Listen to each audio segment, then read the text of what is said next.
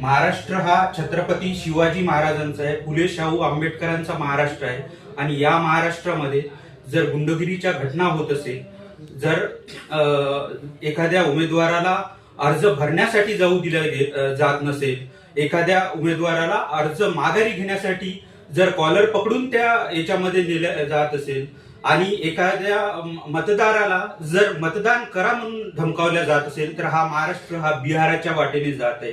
हा महाराष्ट्र सुसंस्कृत राजकारणाची परंपरा असलेला हा महाराष्ट्र जर बिहारच्या दिशेने जात असेल तर त्यासाठी जनता सुद्धा तेवढीच जबाबदार आहे. कारण जनतेने अशा गुंड लोकांना डोक्यावर बसून घेऊ नये आणि त्या लोकांना मतदान करू नये.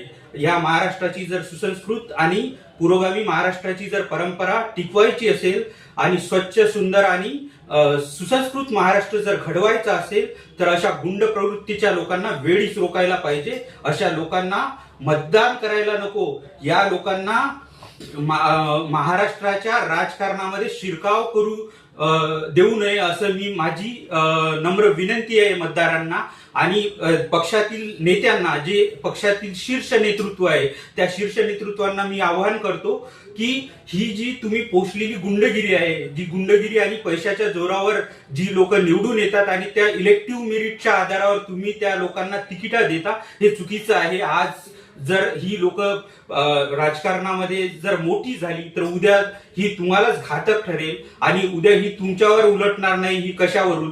त्यामुळे माझं जनतेला सुद्धा आव्हान आहे आणि पक्षातील शीर्ष नेतृत्वाला सुद्धा आव्हान आहे की अशा पद्धतीच्या गुंडगिरी करणाऱ्या लोकांना पक्षामध्ये आणि राजकारणामध्ये स्थान देता कामा नये.